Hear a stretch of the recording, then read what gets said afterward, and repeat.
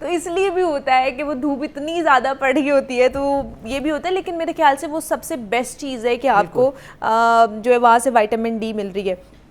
दूसरा मैंने ये भी बच्चियों में ख़ास तौर पर जो टीनेजर है या इन देयर 20s है कि हमारी बोन में से क्रैकिंग की आवाज़ आती है। हम सीढ़ियाँ चढ़ रहे होते हैं या उतर रहे होते हैं या कोई ऐसा काम कर रहे होते हैं तो क्रैक की होने की आवाज़ आती है। हाँ, अजीब साउंड्स आती हैं।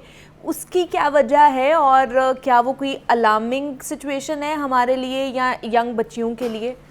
इसमें अगर हम कहें कि ये अलार्मिंग सिचुएशन है तो यस, अच्छा, ये है अलार्मिंग सिचुएशन।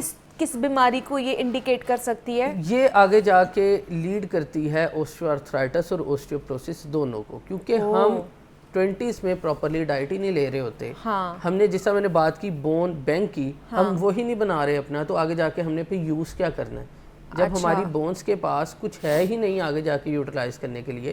क्योंकि बोन्स ने जो चीज़ बनानी है कैल्शियम विटामिन वो 25 तक बनाना है और उसके बाद जो उसने बनाया हुआ है वो उसने यूटिलाइज करना है आपकी पूरी लाइफ। जब आप तब तक ही अपनी डाइट नहीं अच्छी रखेंगे तो उसके बाद किस तरह से आपकी बोन्स रहेंगी स्ट्रॉन्ग, तो वो वीक होती जाएंगी और ये इतनी वीक हो जाती हैं कि जिसको हम कहते हैं बाजू पकड़ के खींचना, उससे भी बोन ब्रेक हो जाती है।